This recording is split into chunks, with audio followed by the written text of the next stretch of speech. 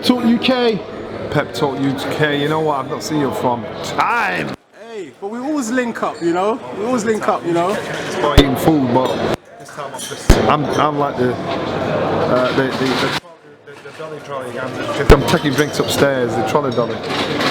Do you know what? When Pro Beez and Johnny Nelson link up, I'm with this whole WWE vibe at the moment. The Harlem Heat. Booker T. Stevie Ray. Are you into all that stuff? Oh God.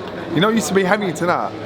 Junior Witter. And he was into it was something called the Grave Digger or something like that. The Undertaker.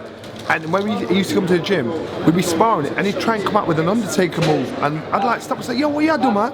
Behave yourself now. And he'd be running, bouncing from rope to rope, trying to body slam me. Funny. I said, you're a big man, what are you doing? It's not real. Since I last saw you, this whole WWE boxing thing, this whole thing, it wasn't about at the time, but Tyson Fury's fully in at the moment.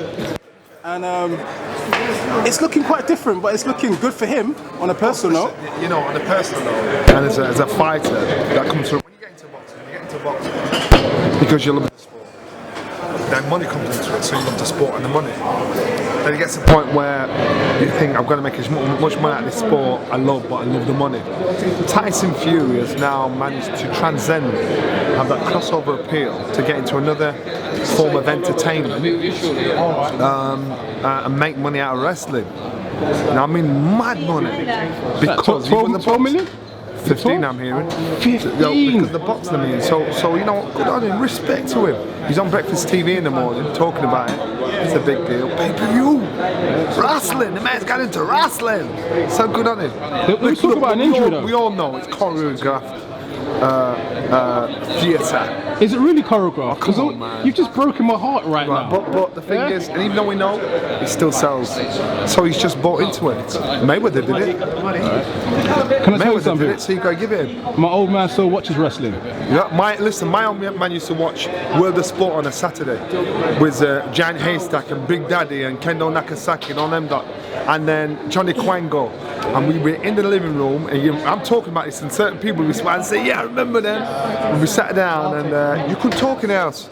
Shut up, keep your eyes down. I'm like, it's not even real. Hey, WWE Raw's on, man. And then remember when they pulled Kendo Nakasaki's mask off, shattered everybody's illusions. He had red eyes.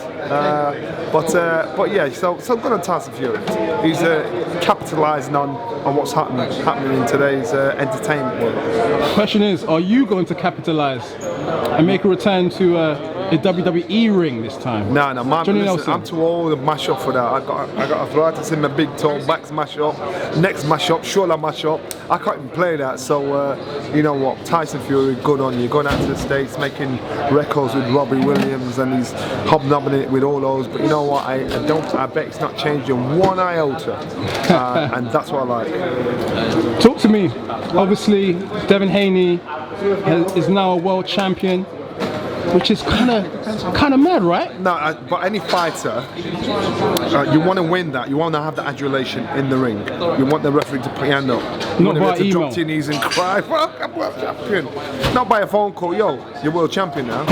so like it or not, on paper, Devin Haney, he's world champion. I'm telling you now, he's not going to feel sweet about. He's not saying, "Nah, I don't want it," but he's not going to say, "Yeah, man, I've done it." His gratification will be when he's actually done it in the ring. Remember Jamie McDonald? He was interim champion for a while.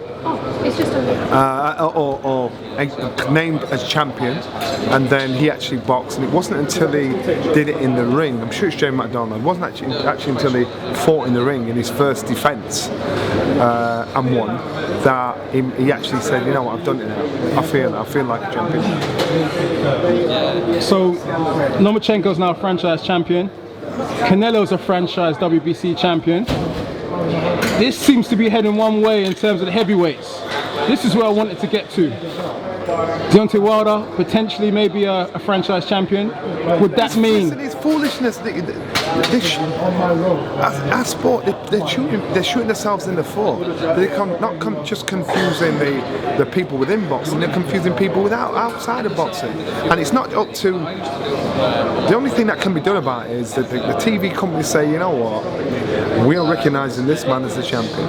The fighters say, no, do what Floyd Mayweather did. He's bigger than the belt. Nah, I'm fighting him.